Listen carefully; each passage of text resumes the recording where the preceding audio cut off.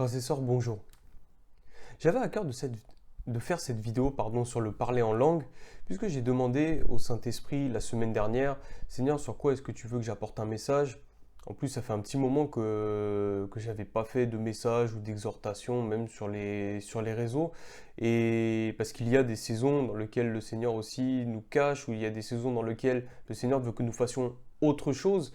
Et c'est ce que je prie en tout cas pour chacun de nous, pour nous qui regardons, vous aussi qui regardez la vidéo aussi, que nous soyons toujours attentifs et sensibles à la voix du Saint-Esprit.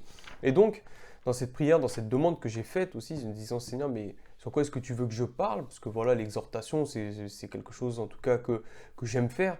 Et le Seigneur me montrait vraiment de parler du parler en langue. Alors je ne parlerai pas dans cette vidéo de comment est-ce que nous recevons comment est-ce que nous recevons le parler en langue, parce que c'est une langue que nous recevons après une expérience qu'on appelle le baptême du Saint-Esprit. Donc en fait, je ne vais pas m'étendre là-dessus. En plus, il y a beaucoup de serviteurs, de servantes aussi qui font des vidéos là-dessus, qui expliquent, qui enseignent aussi ce qu'est le baptême du Saint-Esprit, ce qu'est le parler en langue. Mais ici, le Saint-Esprit m'a plutôt inspiré de parler de 7 points sur le parler en langue. Enfin, le nombre 7, pas directement, mais de faire en fait, de parler du parler en langue sous forme de points. C'est pas une manière que j'ai, c'est pas une habitude, en tout cas une coutume que j'ai de faire de cette manière, mais c'est comme ça que j'ai été inspiré, que le Seigneur m'a dit de faire comme ça. Donc, je vais faire comme ça. Et donc, je vais, comme je disais, parler de 7 points sur le parler en langue. 7 points qu'on retrouve dans la parole par rapport au parler en langue, parce que c'est quand même beaucoup de choses que l'on peut dire sur le parler en langue. Et même pire encore, je dirais, c'est qu'aujourd'hui, même dans notre beau pays de France, dans nos églises, c'est que le raisonnement qui est quand même bien présent a tendance à beaucoup étouffer, à beaucoup aussi empêcher les gens de parler en langue. Je ne parle pas forcément des hommes, je parle simplement du fait qu'il y ait beaucoup de raisonnement, en fait, on dit que le diable passe par là, peut passer par des hommes, par des femmes, par des serviteurs, des servantes, par des frères et sœurs, en fait, en disant que non, mais c'est n'importe quoi, est-ce que tu es sûr que tu parles en langue, etc., d'installer le doute. Et ça, c'est terrible parce que ça empêche souvent les gens aussi de parler en langue. Et c'est là-dessus que, du coup, nous allons parler donc de 7 points concernant le parler en langue. Alors, le premier point est un texte qui est incontournable lorsqu'on parle du parler en langue. Alors, bien qu'on retrouve des éléments dans le livre des Actes, mais c'est quand même 1 Corinthiens chapitre 14, où là, l'apôtre Paul, sous l'inspiration du Saint-Esprit, nous parle du parler en langue. Et dans ces 7 points que nous allons exposer, il y a ces points que nous retrouvons bien sûr dans 1 Corinthiens 14, mais dans les 2 derniers points que j'exposerai, ce sont des choses que le Seigneur m'a dites depuis quelques mois maintenant, puisque c'était en 2025 concernant le parler en langue. Et là, c'est quelque chose de beaucoup plus poussé. Ce sont vraiment des révélations, une ouverture d'intelligence que le Seigneur m'a faite concernant le parler en langue et qu'on retrouve bibliquement. Alors, le premier point concernant le parler en langue, c'est bien sûr que le parler en langue nous permet de parler à Dieu directement. Aujourd'hui, nous, lorsque nous prions en langue intelligible, nous prions le Père au nom du Fils par le Saint-Esprit. Mais avec le parler en langue, nous parlons directement à Dieu. Et c'est ce que la parole nous dit. En effet, celui qui parle en langue ne parle pas aux hommes, mais à Dieu, car personne ne le comprend, et c'est en esprit qu'il dit des mystères.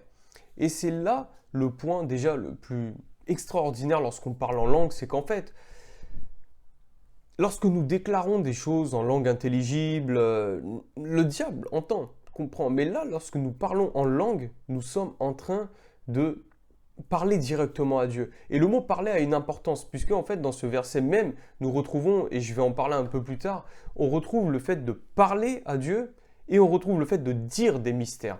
Et ce sont 2 points qui sont très importants. Mais l'une des choses, c'est que le fait que nous parlions à Dieu, lorsque nous parlons en langue, ça veut dire que ce n'est pas uniquement dans un sens. Puisque lorsque nous disons quelque chose, nous sommes juste en train d'exprimer une parole, d'exprimer des phrases. Nous sommes en train d'exprimer quelque chose. Alors que lorsque nous parlons, c'est dans les 2 sens. C'est-à-dire que il y en a un qui parle, l'autre qui écoute, et celui qui écoute ensuite parle, dit une parole à nouveau, etc., etc. Donc en fait, c'est cette fois dans les 2 sens. Et donc, ça va être important de comprendre ça, que nous ne sommes pas simplement en train de dire quelque chose, si ce n'est que nous disons des mystères, mais que nous parlons directement à Dieu. Et ça, c'est extraordinaire, puisque personne ne comprend. Personne ne comprend, humainement, personne ne comprend, et même le royaume des ténèbres ne comprend même pas.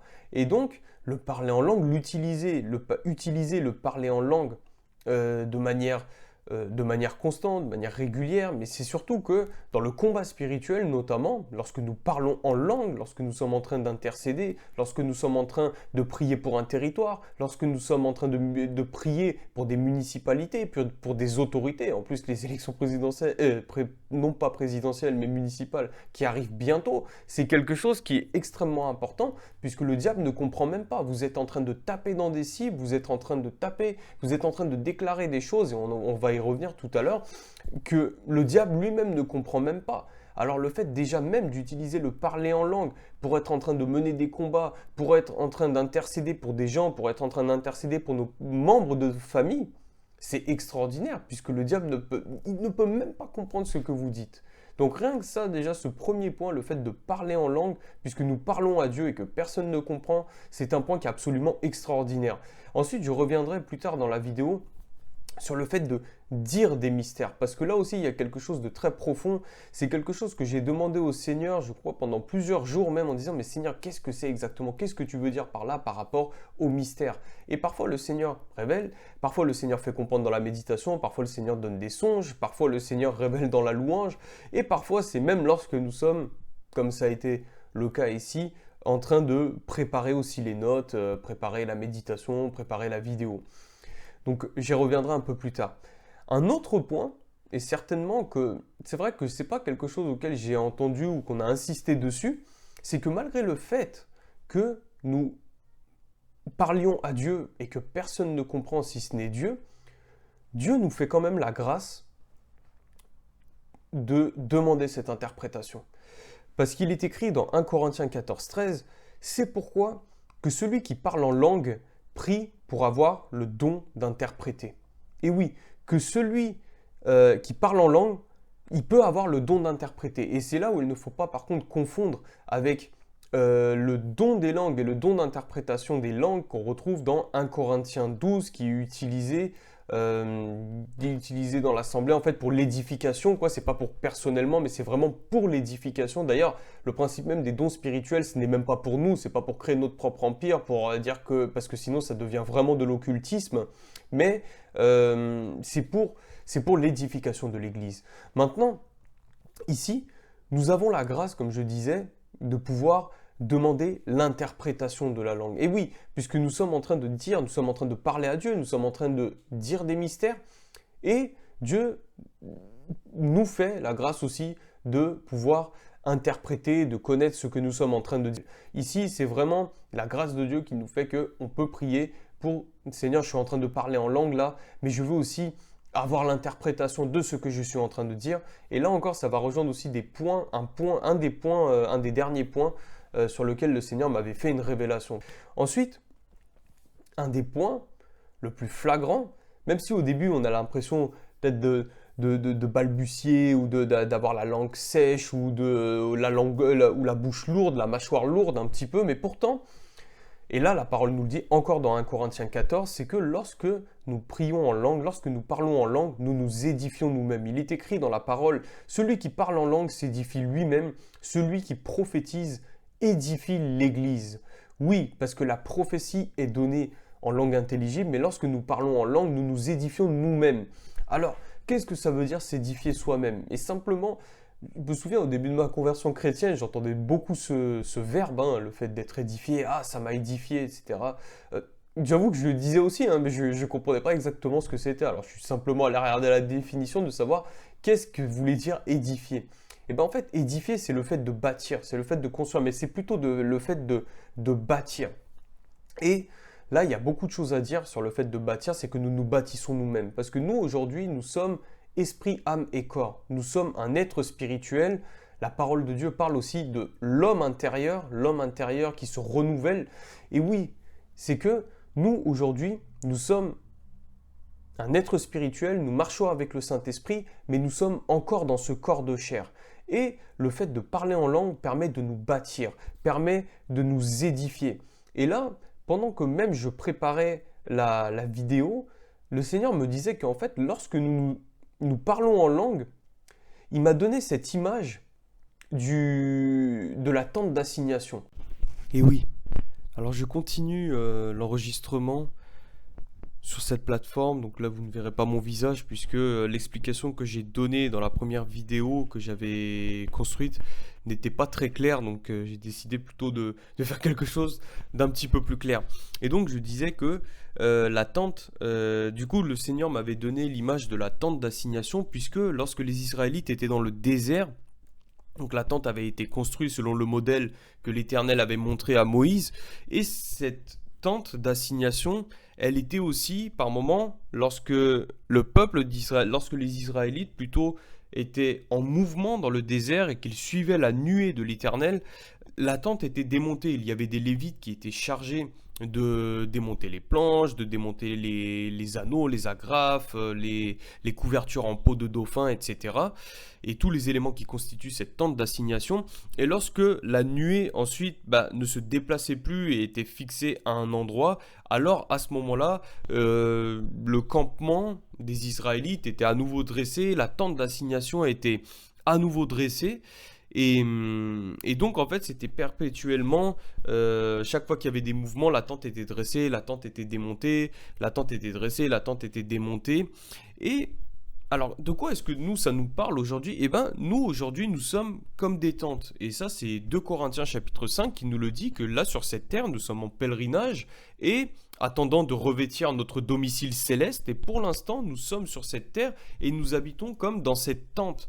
Et l'image est forte puisque, en effet, nous sommes comme des tentes puisque maintenant où nous avons été scellés par le Saint-Esprit habite dans notre cœur et nous sommes des habitations de Dieu en esprit. Et nous sommes aussi le temple du Saint-Esprit. Et donc, étant ces tentes et portant en nous, dans notre cœur, le Saint-Esprit, nous sommes comme ces tentes aujourd'hui qui nous déplaçons. Alors, nous nous déplaçons physiquement.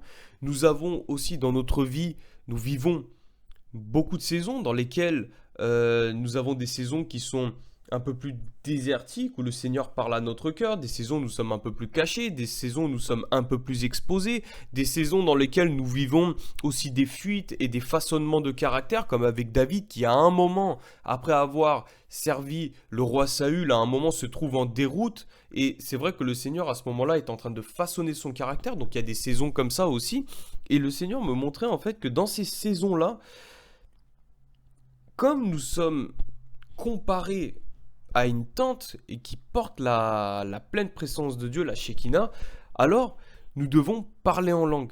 Et en parlant en langue, cela permettra dans chaque nouvelle saison que nous avons, en fait, de pouvoir recevoir des instructions du ciel, de pouvoir nous bâtir à nouveau dans cette nouvelle saison. Et plus encore, l'analogie est encore plus forte lorsque par exemple, nous déplaçons géographiquement aussi, où le Seigneur nous appelle à aller d'un point A à un point B. Par exemple, nous sommes en train d'œuvrer dans une église et puis dans une certaine saison, le Seigneur nous demande de bouger, d'aller dans un autre territoire, dans une nouvelle église dans laquelle nous allons servir à nouveau, de bouger par rapport à des mutations aussi des mutations professionnelles aussi, où le Seigneur nous appelle à bouger, à aller de territoire en territoire. Et donc là, nous sommes comme cette tente qui est en train de bouger, en train de suivre la nuée de l'Éternel. Et nous devons, une fois que nous avons bougé, pouvoir nous établir. Nous devons rebâtir cette tente. Nous devons rebâtir aussi les habitudes qu'on avait. Il faut qu'on les détruise. Il y a des habitudes qui doivent changer. Notre communion aussi avec le Saint-Esprit, notre manière de faire le culte avec le Saint-Esprit aussi peut changer. Et ça, c'est le fait de parler en langue, de parler en langue, de parler en langue, où nous allons pouvoir nous bâtir à nouveau dans cette nouvelle saison, où nous allons pouvoir nous bâtir à nouveau géographiquement dans le lieu dans lequel nous nous trouvons, où les coutumes, où les mœurs sont différentes, où les fréquentations vont être différentes. Et donc l'importance du parler en langue va vraiment comme dire, nettoyer, va venir renouveler notre intelligence, va venir mettre en place des choses dans le monde spirituel, dans le monde physique que nous verrons certainement pas. Il y a des choses certainement que nous verrons, des choses que nous ne verrons pas, mais le fait de parler en langue, ça va ça va en fait construire à nouveau, ça va vous bâtir à nouveau dans cette nouvelle saison, dans cette nouvelle saison, dans ce lieu géographique. Et voilà, vraiment des choses vont se passer, mais c'est vraiment cette analogie que le Seigneur me donnait par rapport à la tente d'assignation, puisque nous sommes nous-mêmes aujourd'hui comparés à la tente d'assignation, à une tente, comme c'est écrit dans 2 Corinthiens chapitre 5. Et aussi l'importance de se parler en langue, l'importance du fait que nous sommes en train de nous bâtir nous-mêmes, et ben, étant nous-mêmes comparés à des tentes, et étant nous-mêmes le temple du Saint-Esprit, eh ben, il faut savoir que il y a eu aussi, et nous en retrouvons un passage, en tout cas dans l'Écriture, dans 2 Rois au chapitre 12, dans le temple, à un moment où le temple était dévasté et il fallait réparer le temple. Et donc le parler en langue permet, lorsque nous nous bâtissons, permet aussi de réparer des choses qui se sont introduites dans notre âme, qui se sont introduites dans le temple, qui sont des objets dévoués par interdit, qui sont des choses que nous avons entendues, des choses que nous avons vues aussi, qui ne sont pas à la gloire de Dieu, que nous avons entendues et qui ne sont pas à la gloire de Dieu, qui viennent polluer ce temple saint que nous sommes. Alors le fait de parler en langue permet de réparer toutes ces choses, de les dégager, de les sortir, de restaurer notre âme. Et c'est ça aussi le fait de parler en langue et de nous bâtir nous-mêmes. Puisque pour bâtir, il y a aussi des choses auxquelles nous devons nous débarrasser, des choses que nous devons sortir de notre vie, des choses qui sont encore ancrées dans notre âme et que nous devons sortir, que nous devons aussi, il y a des choses auxquelles nous devons être réparés aussi, il y a des choses sur lesquelles nous devons guérir, et le parler en langue permettra justement de bâtir notre homme intérieur, de le bâtir, de remplacer en fait ce qui est endommagé pour pouvoir construire sur des fondations beaucoup plus solides, des fondations qui sont beaucoup plus propres, des fondations qui sont sans compromis, et que vraiment le parler en langue nous permettra de nous bâtir nous-mêmes. À dire sur le fait de se bâtir, le fait d'être bâti nous-mêmes, parce que il y a aussi le fait que et ça a été expérimenté à plusieurs reprises. Lorsque nous sommes fatigués, parfois nous avons des trains de vie où nous sommes fatigués. Lorsque nous allons au travail, parfois ça peut être lourd aussi, hein, l'environnement dans lequel Dieu nous place. Bien sûr, Dieu ne fait rien au hasard et tout concourt au bien de ceux qui aiment Dieu à partir du moment où nous le suivons, à partir du moment où nous le faisons confiance. Mais c'est vrai qu'il y a des environnements dans lesquels Dieu nous place, dans lesquels Dieu veut que nous amenions le royaume de Dieu, bien sûr. Le fait de prier aussi pour les âmes qui sont... et donc un autre point maintenant concernant la prière en langue. Et ensuite je vais rentrer vraiment dans ce que le Seigneur m'a révélé, vraiment c'est plutôt profond et j'espère et je prie en tout cas vraiment de pouvoir l'expliquer comme il faudra parce que c'est vraiment profond et c'est vraiment édifiant justement. L'autre point que le Seigneur me montrait c'était donc le fait que le parler en langue permet de s'affranchir vraiment du raisonnement. Et honnêtement, aujourd'hui, dans notre beau pays de France, on est beaucoup, et ça c'est aussi un héritage du passé, hein, toujours le fait de tout rationaliser, on est beaucoup dans le raisonnement. Le raisonnement, c'est quelque chose, et j'en sais quelque chose, je suis aussi issu d'une formation scientifique, et c'est que du raisonnement, quoi. Et le fait d'être beaucoup dans le raisonnement, et je trouve même que ça a aussi introduit l'Église. Je parlerai d'un autre point aussi par rapport au fait que, en effet aussi, même ça a tellement introduit l'Église que, le diable utilise ça pour pouvoir dire que le parler en langue, que ça étouffe en fait le parler en langue et ça introduit même des forteresses qui sont mensongères dans l'esprit des gens parce que certaines personnes ne croient qu'en fait ils parlent même pas en langue alors que certainement ils ont été baptisés du Saint-Esprit et qu'ils parlent certainement en langue, mais le diable passe par là pour vraiment étouffer cela et faire croire des mensonges quoi, parce qu'il est le père du mensonge. Et le fait de parler en langue, alors ça c'est une parenthèse que le Seigneur permet que je dise maintenant, mais il y a aussi voilà le fait que le parler en langue, et ça la parole de Dieu le dit clairement, c'est le fait que lorsque nous parlions en langue, notre esprit est en prière et notre intelligence demeure stérile. Ça veut dire que l'intelligence, tout ce qui est du raisonnement, l'oscillogramme, c'est complètement plat. C'est plat, et c'est particulièrement utile de parler en langue, c'est un don extraordinaire. C'est surtout lorsque nous avons à prendre des décisions, le fait de parler en langue, parce que là, au moins, nous ne sommes pas pollués ni par l'inquiétude, par le regard des gens, nous ne sommes pas pollués par, oui, le regard des gens, je l'ai dit, ou par rapport à un vécu aussi qu'on a pu avoir, parce qu'on a tous un vécu et on a déjà vécu des choses, on a expérimenté que si j'ai fait comme ça, alors bah, ça se passera comme ça, etc., les liens de cause à effet, etc. Mais là, le parler en langue permet de oscillogramme plat. Et là, maintenant, notre esprit est en prière. Et comme nous avons dit tout à l'heure que lorsque nous parlons en langue, nous parlons à Dieu. Et donc, si nous parlons à Dieu, notre esprit est en prière. Enfin, notre esprit est en prière. Et donc, cela veut dire aussi que nous parlons à Dieu. Ça veut dire que Dieu nous répond. Et cela nous permettra de recevoir une parole qui est pure, une parole qui est éprouvée, et une parole qui n'est pas enduite de tout le raisonnement qu'il y a autour. Ce qui fait que parce que le raisonnement est complètement à plat. L'intelligence, elle demeure stérile et on peut vraiment écouter Dieu maintenant nous parler parce que notre esprit est en prière et que notre raisonnement, il est en off. Il est en off et ça, c'est vraiment extraordinaire. Maintenant, je voudrais parler maintenant non pas des deux derniers points, j'ai oublié, il y avait un point aussi dont je voulais parler. Tout à l'heure, on parlait que lorsque nous parlons en langue, nous parlons à Dieu, mais nous faisons aussi autre chose. Lorsque nous parlons en langue, nous disons des mystères en esprit. Alors je me suis interrogé sur le fait, mais Seigneur, qu'est-ce que c'est que les mystères? Alors dans la parole de Dieu, on nous parle beaucoup du mystère. On nous parle surtout du mystère de la rédemption par la croix de Jésus-Christ qui a été maintenant révélé aux saints apôtres, aux prophètes, aux enfants de Dieu. Mais c'est vrai que là, je me suis interrogé sur le fait de savoir, mais Seigneur, qu'est-ce que c'est que les mystères? Qu'est-ce que c'est que les mystères?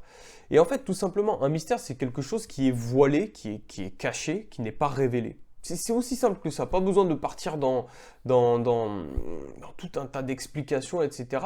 Et ce que j'aime par contre avec la parole de Dieu, c'est que, je suis en train de dire ça, mais certainement que la parole de Dieu, ce qui est extraordinaire, c'est que le Seigneur nous fait souvent voir les choses, un même verset sous différents angles. Et ça dépend parfois de la saison, ça dépend de notre degré de maturité spirituelle, de plein de choses, mais un seul verset, on peut le voir sous différents angles, et ça c'est Dieu qui nous éclaire, c'est Dieu qui nous ouvre l'intelligence, c'est Dieu qui nous révèle.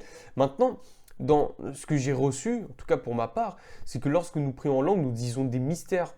Et aujourd'hui, lorsque nous prions en langue intelligible, nous déclarons des choses.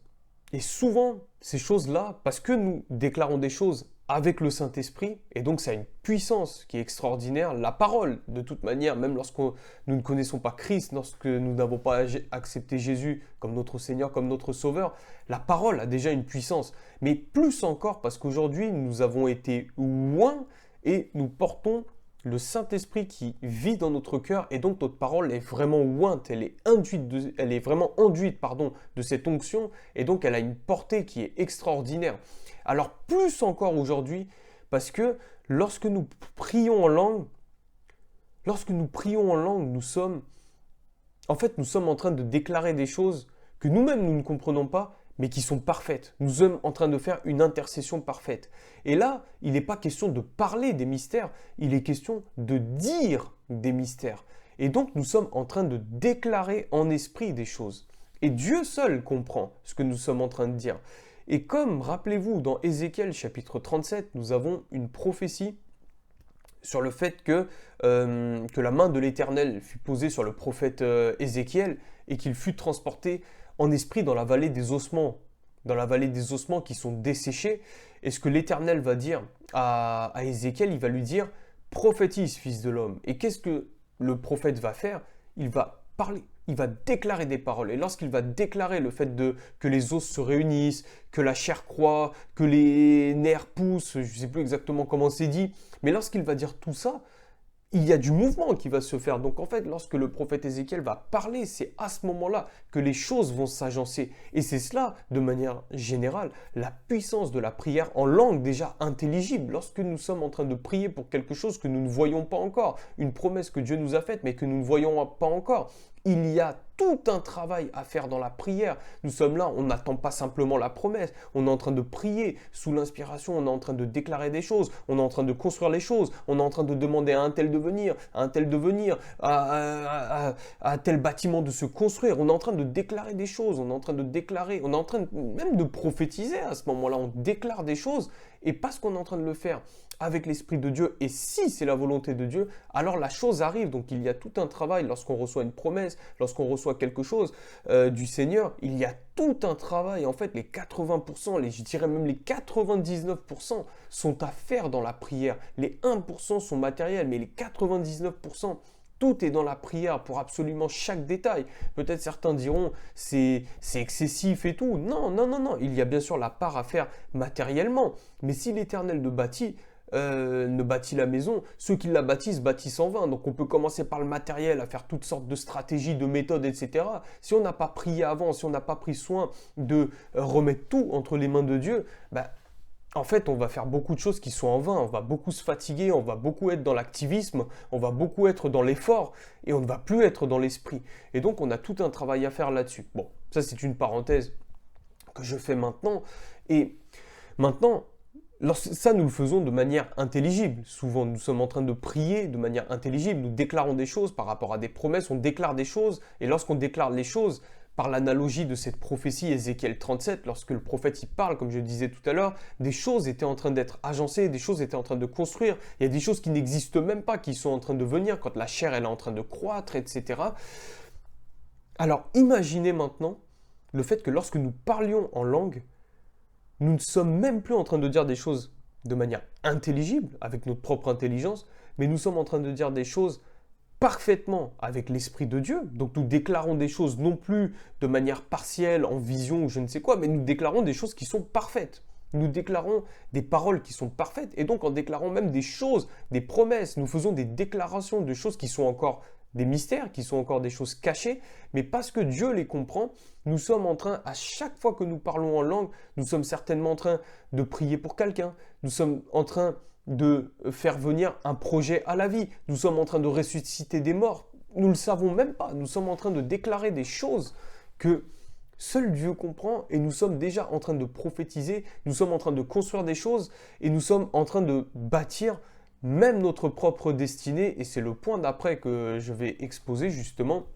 Le fait que lorsque nous parlions en langue, nous disons des mystères et nous déclarons même des choses sur notre propre vie, nous déclarons des choses sur les âmes, nous déclarons des choses sur les membres de nos familles, nous déclarons des choses sur notre destinée et nous ne le savons même pas. Nous déclarons des choses sur la nation, nous déclarons des choses sur les municipalités, nous déclarons des choses dans le monde aussi.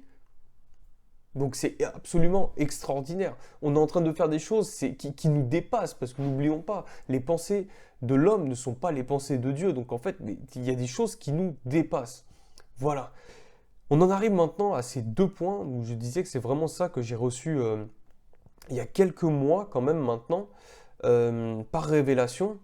Quand j'avais posé la question au Saint-Esprit en disant, où je m'interrogeais encore sur le parler en langue, en disant Seigneur, alors je parlais en langue, mais je disais Seigneur, mais qu'est-ce qui se passe lorsque nous parlons en langue et le Seigneur m'a répondu.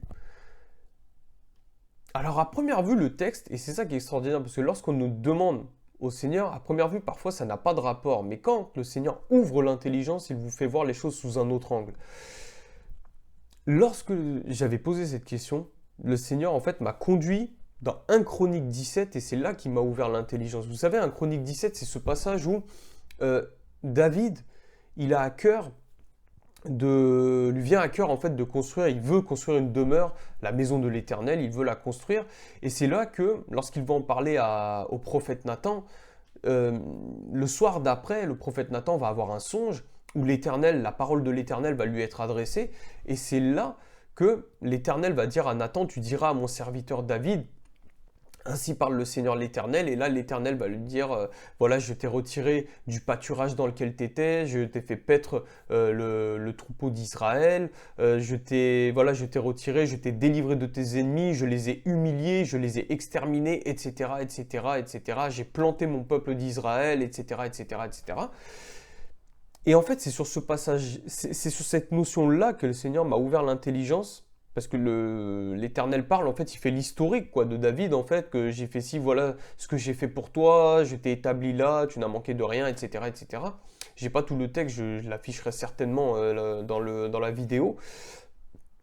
Mais c'est là où le Seigneur insistait, c'est que quand on prie en langue, en fait, il y avait vraiment cette notion, en fait, dans ce que le Seigneur me faisait comprendre, c'est le fait que en fait, on est en train de déblayer le terrain. Lorsqu'on est en train de parler en langue, aujourd'hui, nous, nos ennemis ne sont pas physiques, bien sûr.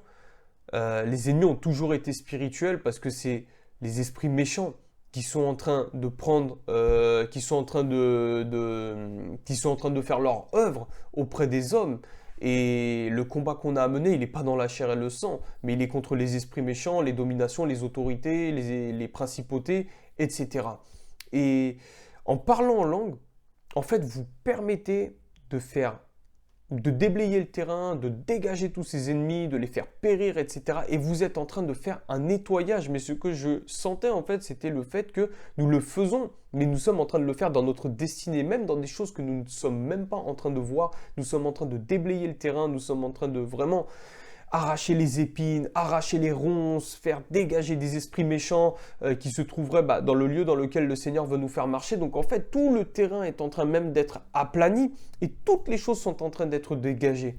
Et c'est vraiment ça, la puissance du parler en langue, c'est que nous sommes en fait en train de bâtir notre destinée sans même le savoir. Il y a même des choses auxquelles certainement Dieu nous a pas mis à cœur, ou Dieu nous a pas dit de faire ci, ou Dieu nous a pas donné de promesses, et que nous sommes déjà en train de faire un ménage qui est extraordinaire dans notre vie spirituelle. Nous sommes en train de faire un ménage extraordinaire pour préparer le chemin du Seigneur à travers notre vie parce que nous sommes ses serviteurs. Et donc il y avait vraiment cette notion que je comprenais quand je lisais ce texte, c'était le fait voilà, de déblayer le terrain de tout ce qui ferait obstacle, et donc on est en train de dégager tout cela. On peut le faire bien sûr avec la prière intelligible, puisque nous voyons aussi dans la prière intelligible par rapport à un projet, par rapport à une promesse, par rapport à une épreuve que le Seigneur nous met en place, et donc nous permet bien sûr de prier de manière intelligible, mais le fait de prier en langue, ça a une dimension supplémentaire.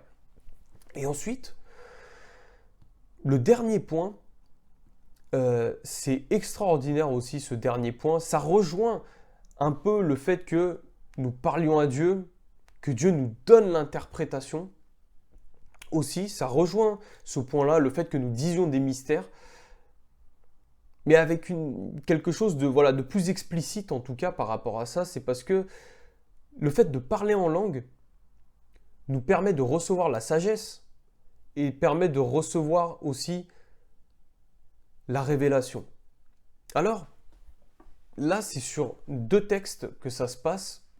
Le premier que je vais lire, au départ, par rapport à ce que je viens de dire, il a pas l'air de faire sens, enfin, on ne sait pas pourquoi, mais en tout cas, ce n'est pas quelque chose que je sors comme ça, encore une fois, c'est quelque chose que j'ai demandé au Seigneur, et c'est ce que le Seigneur, en tout cas, m'avait déjà révélé il y a quelques temps, déjà il y a quelques mois, et donc que je vais exposer maintenant. Parce que lorsqu'on parle en langue, il est écrit. Alors, on a dit que lorsque nous parlons en langue, ok, on parle à Dieu, on dit des mystères. Lorsqu'on parle à Dieu, on est en train de se bâtir nous-mêmes. Lorsqu'on parle à Dieu, on bâtit notre destinée. Mais aussi, nous faisons autre chose lorsque nous parlons en langue. Il est écrit dans la parole, dans 1 Corinthiens chapitre 14, verset 17. « Tu rends, il est vrai, d'excellentes actions de grâce, mais l'autre n'est pas édifié. » Voilà, puisque ça fait sens, puisque lorsque nous parlons en langue, comme l'autre ne comprend pas, on n'est pas édifié. Mais sur la première partie, en tout cas du verset, c'est que lorsque nous parlons en langue, nous rendons, il est vrai, d'excellentes actions de grâce. La parole de Dieu nous dit que lorsque nous faisons connaître à Dieu nos besoins, nos supplications, et que nous faisons monter des prières, des supplications, souvent il y a le fait que lorsque nous prions, que ce soit toujours accompagné d'actions de grâce. souvent on retrouve ça. Et là, la parole de Dieu nous dit que lorsque nous prions en langue, nous rendons d'excellentes actions de grâce. Donc en fait, nous sommes en train de remercier le Seigneur de manière excellente, comme nous ne pouvons pas faire de la manière intelligible. Alors maintenant, vous allez me dire, quel rapport avec le fait qu'on reçoit la sagesse et la révélation? Lorsqu'on prie en langue, on reçoit la sagesse, la révélation. Alors, quel rapport avec ce que j'ai dit là, le fait qu'on est en train de rendre d'excellentes actions de grâce? Et là, le Seigneur m'a conduit dans un autre texte qui se trouve dans Éphésiens chapitre 1, du verset 15 au verset 17. J'ai pris le verset 15 pour que on comprenne en fait qu'à ce moment-là, et de toute manière je vais le lire, c'est que en fait Paul il est en train d'être non pas admiratif, mais il remercie en tout cas le Seigneur par rapport à la foi qu'ont les Éphésiens. Alors je vais lire maintenant, il est écrit dans Éphésiens chapitre 1, verset 15 à 17. C'est pourquoi, moi aussi, ayant entendu parler de votre foi au Seigneur Jésus et de votre charité pour tous les saints. Voilà, ça c'est pour le contexte. Paul, il entend parler voilà, de la foi et de la charité des Éphésiens, de la foi au Seigneur et de la charité pour tous les saints. Je ne cesse de rendre grâce pour vous, faisant mention de vous dans mes prières, afin que le Dieu de notre Seigneur Jésus-Christ, le Père de gloire, vous donne un esprit de sagesse et de révélation dans sa connaissance. Et voilà, la parole de Dieu donc dit qu'en fait, l'apôtre Paul, il ne cesse de rendre grâce en faisant mention dans les prières. Ce n'est pas le fait de faire mention dans les prières qui va permettre à Dieu de donner un esprit de sagesse et de révélation, mais c'est le fait de rendre grâce qui va permettre à Dieu de donner un esprit de sagesse et de révélation. Et c'est là qu'il faut coupler à ce moment-là ces textes, et c'est là où le Seigneur m'a ouvert l'intelligence justement pour me montrer ça, c'est le fait que nous, lorsqu'on parle en langue, on ne rend pas grâce, on rend d'excellentes actions de grâce. Alors imaginez la portée, nous rendons d'excellentes actions de grâce, et parce que nous rendons d'excellentes actions de grâce, alors le Dieu, le Père de notre Seigneur Jésus-Christ, le Père de gloire, il est en train de nous donner un esprit de sagesse et un esprit de révélation. Et c'est là que nous pouvons alors avoir la sagesse, c'est là que nous pouvons avoir la révélation. Alors ça peut être des révélations, pour l'avoir expérimenté, ça peut être des révélations sur notre vie personnelle, des révélations par rapport au fait, par rapport à une situation, mais c'est aussi des révélations, et ça je l'ai expérimenté, pour le coup c'est vraiment des révélations aussi sur la parole de Dieu, et ça permet vraiment d'avoir vraiment un esprit de révélation et de ne pas retomber lorsque nous méditons dans la loi, à nous tromper par de faux raisonnements, et de ne pas mettre en pratique la parole de Dieu, à ne plus vivre la parole de Dieu et à rentrer dans quelque chose qui devient trop du raisonnement ensuite. Lorsque nous prêchons, lorsque nous exhortons, lorsque nous voulons édifier le peuple, non, il faut marcher par l'esprit et nous avons besoin en tout cas de la prière en langue. Mais voilà, en tout cas, le parler en langue permet vraiment d'avoir l'esprit de sagesse et l'esprit d'intelligence. Et donc c'était là-dessus vraiment que je voulais vous exhorter. Mes frères et sœurs, voilà les 7 points en tout cas que le Seigneur m'avait mis à cœur en tout cas de faire. Voilà une vidéo, j'espère qu'il vous aura édifié, qu'il vous aura béni. Et vraiment, je prie pour ceux qui ne sont pas baptisés du Saint-Esprit. Aujourd'hui, bien que ce ne soit pas vraiment le sujet de la vidéo, je prie dans le nom de Jésus-Christ que vous soyez baptisés du Saint-Esprit, que vous expérimentiez ce don extraordinaire qui est le parler en langue, et non pas que expérimentiez, mais que vous puissiez vraiment, que ce soit vraiment, ça fasse partie de votre vie spirituelle, à constamment parler en langue, puisque l'apôtre Paul disait même aux Éphésiens, il disait aux Corinthiens, il disait que je rends grâce à Dieu de ce que je parle en langue plus que vous tous.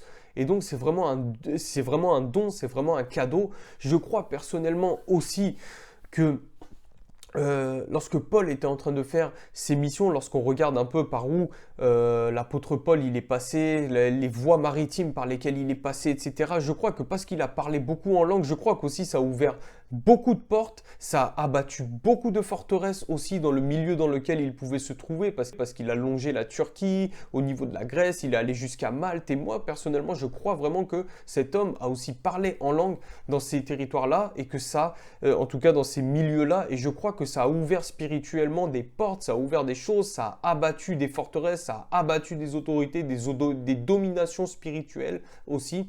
Et l'évangile a pu être répandu comme on le connaît dans ce temps de l'Église primitive. Voilà, frères et sœurs, parlez en langue, soyez bénis.